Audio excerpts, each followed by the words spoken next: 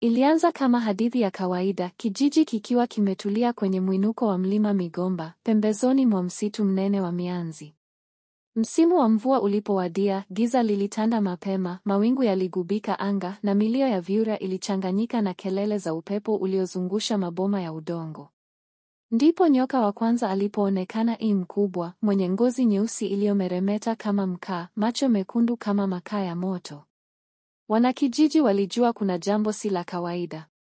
Nyoka huyo hakuwa wa kawaida, alikuwa akizunguka nyumba za watu usiku, na kulipopambazuka, mtu mmoja alikuwa ametoweka. Hakukuwa na damu wala mapambano. Ni kama mtu alimezwa mzima mzima. Salome alikuwa msichana wa miaka 18, mrembo lakini mnyonge, aliyekulia katika kijiji hicho.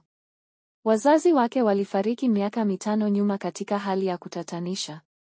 Ilisemekana waliuliwa na nyoka huyo huyo mkubwa, lakini hakuna aliyethibitisha hilo. Tofauti na vijana wengine, Salome alikuwa na tabia ya kupenda kutangatanga peke yake msituni, hasa karibu na mti wa mninga uliodaiwa kuwa na nguvu za kichawi. Alionekana kana kwamba anazungumza na miti au kumsikiliza kiumbe kisichoonekana. Usiku mmoja, aliamka kutoka usingizini na kuanza kutembea kuelekea msituni. Macho yake yalikuwa yamelegea, kama aliyelowa usingizi mzito au aliyepandisha pepo. Alisimama mbele ya kichaka cha mianzi, akaweka mikono yake juu ya udongo na kusema kwa sauti ya ajabu, "Njoo, mlinzi wangu." Wao hawajui. Wao hawaheshimu. Kutoka ardhini, kitu kilianza kusogea. Ardhini ikatetemeka kwa ghafla, na kichwa kikubwa cha nyoka kikatokeza kutoka chini ya mti. Kilizunguka mwili wake na kumsogelea Salome. Badala ya kumwogopa, Salome alicheka kimya kimya, macho yake yakimetameta kwa mwangaza wa mwezi. Asubuhi iliyofuata, nyumba ya mzee Bano aliyewahi kumtuhumu Salome kuwa binti wa kishirikina ilivunjika kuta zake kwa nguvu isiyo ya kawaida. Alikuwa ametoweka.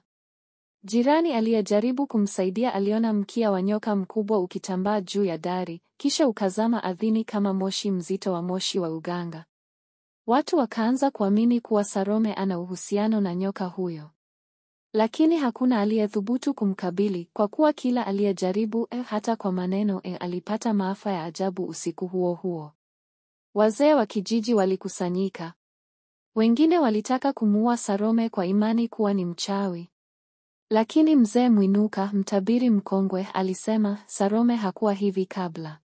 Kuna kiapo kilivunjwa. Lazima tuone chanzo chake. Usiku wa siku hiyo hiyo, Salome alionekana tena karibu na mti wa mninga, mti mkubwa uliokuwa na gome lililopasuka kama ngozi ya tembo mzee. Kila aliyewahi kuusogelea mchana alisema unasikika kama unapumua.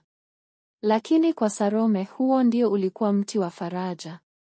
Alipousogelea, aliweka mikono yake juu ya shina, kisha akainua kichwa chake juu, akasema kwa sauti ya kimila, "Nimebeba mzigo wa bibi yangu. Ninaweza kuendelea, lakini damu inahitaji kulipwa." Ndani ya giza, nyoka mkubwa alitambaa kutoka kwenye vichaka vya mianzi. Mwili wake ulizunguka mti mzima mara 2, kana kwamba unalinda jambo au kuapa utii. Salome aliinua mkono na kuugusa kichwa chake, kisha akaanguka chini kama aliyepoteza fahamu. Macho ya nyoka yakawa ya huzuni, hisi ya shari kama ilivyodhaniwa. Ndipo sauti ya bibi yake ikasikika kutoka kwenye upepo, "Siri hii si yako peke yako. Ulizaliwa kuibeba. Lakini sio lazima uuae." Mzee Mwinuka, akikusanya vijana wachache wenye ujasiri, aliingia msituni alfajiri. Alikuwa na mkongojo wake wa tambiko na mkebe wa dawa ya majivu ya mababu. Walipofika kwenye mti wa mninga, walikuta mchoro wa kale ukijitokeza kwenye gome la mti, mchoro wa binti mdogo akiwa amezingirwa na nyoka watatu. "Hadithi ya Salome ni ndefu kuliko kizazi chetu," Mwinuka alisema kwa sauti ya hofu. Bibi yake alikuwa mchunga wa mihili ya ardhi hii. Alifanya agano la kulinda kijiji, lakini kijiji kilimgeuka.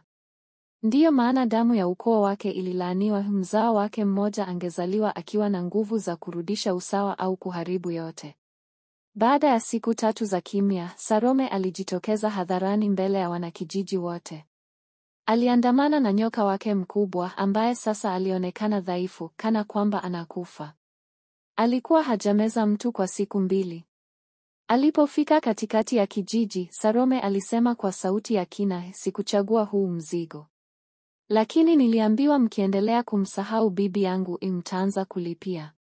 Nyoka huyu hakuwa adui wenu, bali mlinzi wa usiku. Mlipovunja kiapo, hamkubaki na ulinzi. Sasa nyoka anadhoofika kwa sababu sitaki nife kama yeye. Lakini kama hamtakubali kurudi kwenye agano, basi nitakufa na nyoka wangu. Na hakutakuwa na amani tena. Wanakijiji walinyamaza. Mtu hakusema neno. Nyoka alijiviringisha chini kama anakufa. Salome alianguka pembeni yake, machozi yakimtiririka.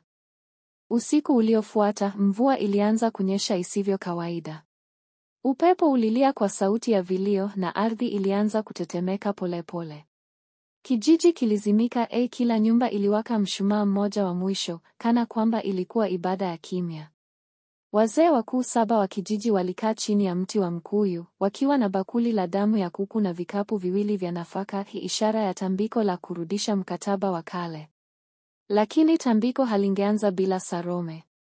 Mzee Mwinuka alimtuma kijana mmoja aitwaye Jatua, jasiri na mtulivu, kwenda kumuita Salome.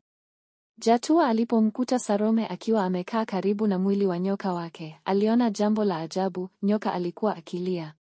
Macho yake yaliibua mto mdogo wa machozi, yakitiririka ardhini kama chemchemi ya huzuni ya muda mrefu. Salome alimwangalia Jatua, kisha akasema, nimesikia sauti za waliolala kaburini. Wanasema si kila agano linaweza kurudiwa. Wanasema ninaweza kuchagua kulinda au kufuta yote. Jatua alimsogelea kwa upole, lakini ukiamua kufuta yote, nani atasimama dhidi ya giza linalokuja? Tunaweza kuwa tulikosea zamani, lakini hatuwezi kurekebisha bila wewe. Salome alinyanyuka, uso wake ukiwa umejaa huzuni lakini thabiti. Akamshika nyoka wake, akamnong'oneza kitu sikioni, na mara hiyo nyoka akainuka, akatambaa polepole kuelekea kijijini, akiwa dhaifu lakini mtiifu. Wakati Salome alipofika chini ya mkuyu, tambiko lilianza. Wazee walimzunguka, wakimiminia damu ya kuku miguuni na kumwimbia nyimbo za kizazi cha kale. Wakati huo huo, nyoka alianza kuzunguka eneo hilo mara 3, kila mduara ukitoa mwanga hafifu wa kijani ardhini. Ilikuwa ni kama mduara wa ulinzi. Ndipo Salome alipofunga macho na kusema kwa sauti kubwa, ninarudisha agano. Lakini si kwa jina la hofu, bali kwa jina la msamaha. Nyoka huyu atakuwa mlinzi wa mwisho. Sitaki tena damu. Sitaki tena watu waogope kivuli. Ikiwa mtaniamini, basi tumeanza upya. Ikiwa mtanisaliti, nitakuwa mwisho wenu. Ghafla, umeme ulipiga juu ya mti wa mkuyu. Ardhi ilitetemeka na mvua ikakoma ghafla, kana kwamba mkono wa mbinguni umefunga bomba la anga. Nyoka alilala chini. Akapumua mara ya mwisho. Kisha akageuka kuwa mchanga wa kijani uliometameta. Salome akaanguka kifudifudi, lakini hakuwa amekufa. Alikuwa ametolewa mzigo wake. Asubuhi, kijiji kilikuwa kimetulia. Watoto walicheza tena barabarani. Milango haikufungwa usiku. Watu walianza kumheshimu Salome si kama mchawi, bali kama mlinzi wa amani. Alijengewa kibanda karibu na mti wa mninga na akaanza kutumika kama mshauri wa kijiji. Hakupenda kuitwa mganga wala mchawi. Alisema, mimi ni binti wa ardhi, niliamka mapema kuliko nyinyi. Lakini kila mtoto aliyezaliwa kijijini alianza kupewa jina la zamani, kama vile amani, tumaini au ulinzi. Kwa sababu walijua hata kama nyoka alikuwa amelala milele, kivuli chake kingebaki kuwa kumbukumbu ya kile walichojifunza, kutomhukumu anayebeba siri ya damu ya zamani.